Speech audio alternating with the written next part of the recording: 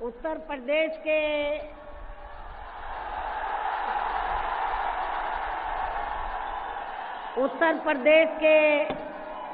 कोने कोने से आए हुए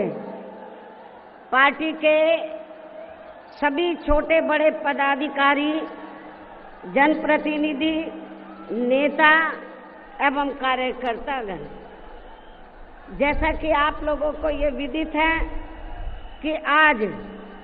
बहुजन समाज पार्टी के जन्मदाता एवं संस्थापक मान्यवर श्री कांशीराम जी की 19वीं पुण्यतिथि है और आज के ही दिन उनका लंबी बीमारी के कारण देहांत हुआ था, जो अब हमारे बीच में नहीं रहे हैं। लेकिन बहुजन समाज के हित में इनका समर्पित रहा संपूर्ण जीवन हमारे लिए हमेशा यादगार व अमर रहेगा। ऐसे महान व्यक्तित्व को आज मेरे साथ साथ आप लोग भी अपार संख्या में, अर्थात लाखों लाखों की संख्या में यहाँ यूपी की राजधानी लखनऊ में बीएसपी की रही सरकार द्वारा इनके सम्मान में निर्मित किए गए भव्य व अति विशाल मान्यवर श्री कांशीराम जी स्मारक स्थल पर इनको अपने श्रद्धा सुमन अर्पित करने के लिए पहुँचे हैं। हालांकि आप लोगों को ये भी मालूम है कि इनके सम्मान में बनाए गए इस स्थल के कुछ हिस्सों की समय से मरम्मत नहीं होने की वजह से आप लोग भी पिछले कुछ समय से यहाँ इनकी प्रतिमा पर अपने पुष्प अर्पित नहीं कर पा रहे थे। लेकिन अब यहाँ मरम्मत का अधिकांश कार्य पूरा हो जाने के बाद इस बार मेरे साथ साथ आप लोग भी भीड़ के मामले में अपना पिछला खुद का सभी रिकॉर्ड तोड़ते हुए भीड़ के मामले में अपना पिछला खुद का सभी रिकॉर्ड तोड़ते हुए यहाँ लाखों लाखों की संख्या में इस स्थल पर मान्यवर श्री कांशीराम जी को अपने श्रद्धा सुमन अर्पित करने के लिए पहुँचे हैं, जिसके लिए पार्टी आपकी बहुत बहुत आभारी है। साथ ही वर्तमान राज्य सरकार की भी बहुत बहुत आभारी है और इसलिए आभारी है क्योंकि इस स्थल को देखने वाले लोगों के टिकटों का इकट्ठा हुआ पैसा पूर्व की रही सपा सरकार की तरह वर्तमान भाजपा की राज्य सरकार ने इसे दबाकर नहीं रखा है, बल्कि पार्टी के आग्रह करने पर इसकी मरम्मत करने पर पूरा खर्च किया है। इस संबंध में मैं आप लोगों को ये बताना चाहती हूँ, जब यूपी में हमारी सरकार थी और ये मान्यवर श्री कांशीराम जी के आदर सम्मान में ये जो विशाल स्मारक स्थल जब बनाया गया था, तो हमने उसी समय हमारी सरकार ने ये व्यवस्था की थी कि हम देखने वालों के लिए इस पर हम टिकट की व्यवस्था करेंगे और इसका जो पैसा आएगा टिकट का, तो वो किसी और मद पर खर्च नहीं किया जाएगा, बल्कि जितने भी उत्तर प्रदेश की राजधानी लखनऊ में जो स्मारक बने हैं, पार्क बने हैं, तो उनके रख रखाव पर खर्च किया जाएगा। तो ये हमने व्यवस्था की थी। लेकिन दुख की बात यह है कि जब वर्तमान भाजपा की सरकार से पहले यहाँ सपा की सरकार थी, तो सपा की सरकार ने उस टिकट के पैसे को दबा कर रखा, एक पैसा खर्च नहीं किया इनके रख रखाव पर, और हालत बड़ी जर्जर हो गई थी स्थलों की। यही नहीं, और भी स्थल थे, पार्क थे, उनकी हालत बड़ी खराब हो गई थी। तो तब मैंने उत्तर प्रदेश के मुख्यमंत्री जी को ये कहा, लिखित चिट्ठी के जरिए उनसे रिक्वेस्ट किया कि हम आपसे ये नहीं कहते कि दूसरे मत का पैसा आप इनके रख रखाव पर लगाओ। तो जो देखने वालों का टिकटों का पैसा काफी बड़ी तादाद में इकट्ठा हो गया है गवर्नमेंट के पास, उस पैसे को इनके रख रखाव पर लगाया जाए। तो उत्तर प्रदेश की वर्तमान भाजपा की सरकार ने इस मामले को दिखवाया पूरा, और उसके बाद उन्होंने हमें कमिट किया, प्रॉमिस किया कि हम जो भी पैसा टिकटों को आया है हम दूसरे मत पे नहीं लगाएंगे, बल्कि इन स्थलों के रख रखाव पर लगाएंगे। उन्होंने ये लगाया, इसलिए हमारी पार्टी उनकी आभारी है। लेकिन वही दूसरी तरफ समाजवादी पार्टी कि जब यूपी में सरकार थी और ये स्थल बन चुके थे, तो उन्होंने इनके रख रखाव पर कोई पैसा खर्च नहीं किया, टिकटों का पैसा दबा कर रख लिया। लेकिन जब अब वो सत्ता से बाहर है समाजवादी पार्टी, तो अभी 2-3 दिन पहले वो मीडिया में खबर छपवा रहे थे कि हम मान्यवर श्री कांशीराम जी के सम्मान में संगोष्ठी करेंगे। लेकिन जब वो सरकार में रहते हैं तो ना उन्हें पीडीए याद आता है और ना मान्यवर श्री कांशीराम जी की जयंती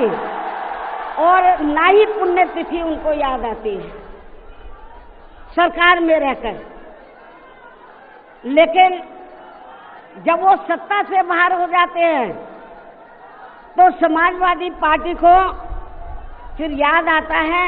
कि हमें संगोष्ठी करनी चाहिए। मैं सपा मुखिया अखिलेश यादव से मैं ये पूछना चाहती हूँ, यदि मान्यवर श्री कांशीराम जी के प्रति आपका इतना ही आदर सम्मान था, तो जब यूपी में मेरी सरकार थी तो मेरी सरकार ने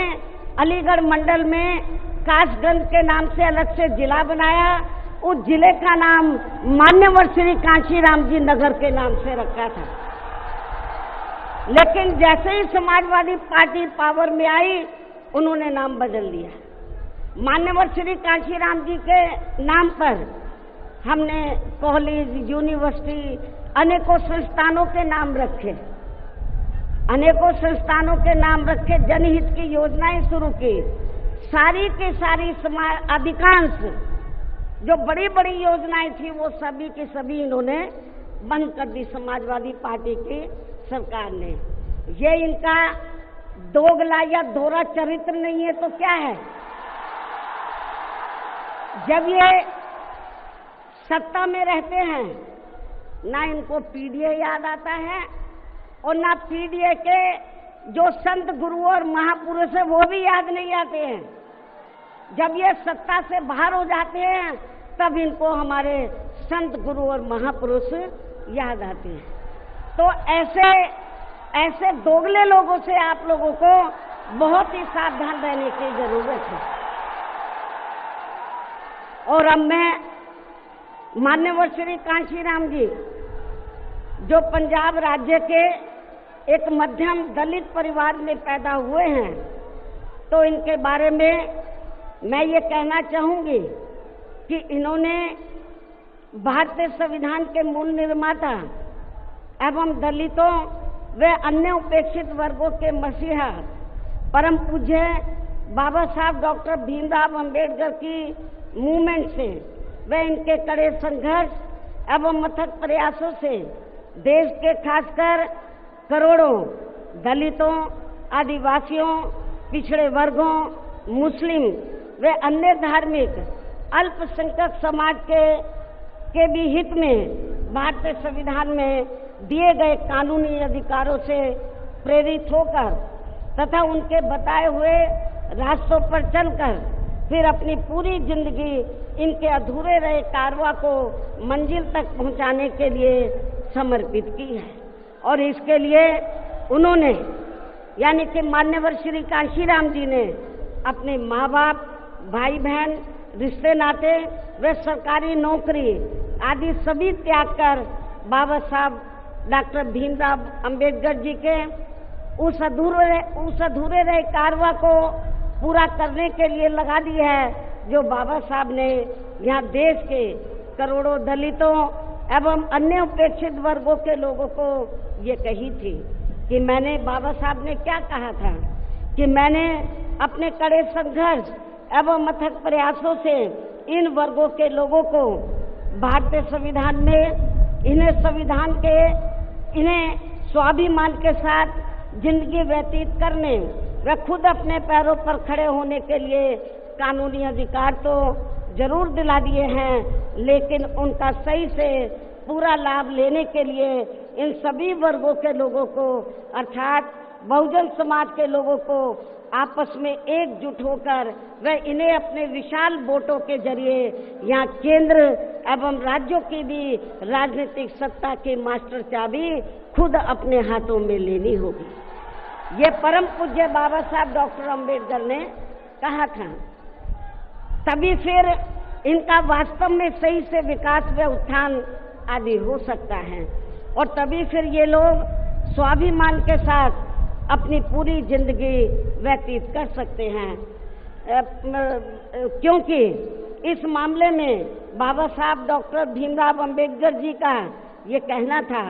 कि देश में राजनीतिक सत्ता वह एक ऐसी मास्टर चाबी है जिसके जरिए इन वर्गों के लोग अपनी सभी समस्याओं का समाधान खुद कर सकते हैं। साथ ही ये लोग भी यहाँ अन्य वर्गों की तरह पूरे आत्मसम्मान व स्वाभिमान के साथ अपनी खुशहाल जिंदगी व्यतीत कर सकते हैं। और इसके लिए बाबा साहब डॉक्टर भीमराव अंबेडकर जी ने इन वर्गों के लोगों को जो भी रास्ते दिखाए तो वे उनके जीते जी तो पूरे नहीं हो सके थे, जिन्हें फिर उनके देहांत के बाद उन रास्तों पर चलने व उनके इस अधूरे रहे कारवां को मंजिल तक पहुंचाने के लिए मान्यवर श्री कांशीराम जी ने अनेकों कष्ट झेलकर अपनी पूरी जिंदगी लगा दी है और वे अपने जीते जी इस मकसद में काफी हद तक कामयाब भी हुए हैं। और खासकर इन्होंने यहाँ आबादी के हिसाब से देश के सबसे बड़े प्रदेश उत्तर प्रदेश में अपनी पार्टी के नेतृत्व में कई बार सरकार बनाकर वे उत्तर प्रदेश सहित नजदीक के लगे राज्यों में भी पार्टी के कुछ सांसद व विधायक आदि भी जिताकर बाबा साहब के कारवां को काफी हद तक आगे बढ़ाया है। इतना ही नहीं बल्कि मान्यवर श्री कांशीराम जी के देहांत होने से पहले उनकी ये दिली तमन्ना थी कि यहाँ आबादी के हिसाब से देश के सबसे बड़े प्रदेश उत्तर प्रदेश में जहाँ दलितों एवं अन्य उपेक्षित वर्गों के लोगों की कुल मिलाकर आबादी काफी ज्यादा है, तो इन्हें यहाँ एकजुट होकर अकेले ही अपनी पार्टी की पूर्ण बहुमत की सरकार बनानी होगी। ये मान्यवर श्री कांशीराम जी की उनके देहांत होने से पहले ये दिली तमन्ना थी। तभी फिर इन वर्गों के लोग यहाँ हर मामले में व हर स्तर पर पूरे स्वाभिमान के साथ अपनी जिंदगी व्यतीत कर सकते हैं, जिनसे प्रेरित होकर फिर अन्य राज्यों में भी इन वर्गों के लोग खुद अपने पैरों पर खड़े हो सकते हैं। तभी फिर यहाँ बाबा साहब का काफी हद तक अधूरा रहा सपना जरूर साकार हो सकता है। लेकिन दुख की बात यह है कि मान्यवर श्री कांशीराम जी के जीते जी तो इनका ये सपना साकार नहीं हो सका था, जिसे फिर इनके देहांत के बाद सन 2007 में इनकी एकमात्र रही उत्तराधिकारी व पार्टी की राष्ट्रीय अध्यक्ष ने अर्थात हमने यहाँ उत्तर प्रदेश में बहुजन समाज के साथ साथ समतामूलक समाज व्यवस्था में विश्वास रखने वाले उच्च वर्गों के लोगों को भी साथ में लेकर इसे पूरा भी किया है। और सन 2007 में देश के विशाल आबादी वाले यूपी स्टेट में पहली बार हमने यहाँ अपनी पार्टी के अकेले ही पूर्ण बहुमत की सरकार बनाई है। हालांकि पहले 3 बार हमने बनाई, वो मिली जुली सरकार थी, लेकिन चौथी बार हमने अकेले अपने बलबूते पर यूपी में पूर्ण बहुमत की सरकार बनाई है। जो यहाँ खासकर कांग्रेस, बीजेपी, सपा व अन्य जातिवादी पार्टियों को कतई भी अच्छा नहीं लगा है। जबकि इससे पहले केंद्र की रही भाजपा सरकार ने सत्ता का दुरुपयोग करके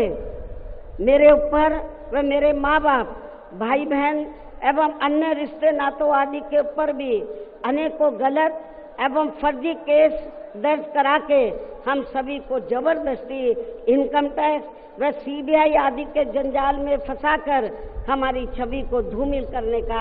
हर संभव पूरा प्रयास किया है। इसके साथ साथ आगे चलकर इन सब मामलों में केंद्र की रही कांग्रेसी सरकार ने भी हमें न्याय देने के बजाय बल्कि काफी उलझा दिया था, और तब फिर हमें इन सब के विरुद्ध मान्य कोर्ट में भी जाना पड़ा है, जहां हमें न्याय मिला है। इस प्रकार से ये सब भी हमें काफी कुछ झेलना पड़ा है। लेकिन ऐसे विकट व संघर्ष भरे हालातों में भी हमने बाबा साहब डॉक्टर भीमराव अंबेडकर के बताए हुए रास्तों पर चलकर यहाँ उत्तर प्रदेश में सन 2007 में हुए विधानसभा चुनाव में अकेले ही ये चुनाव लड़कर फिर अपनी पार्टी की पूर्ण बहुमत की सरकार बनाई है।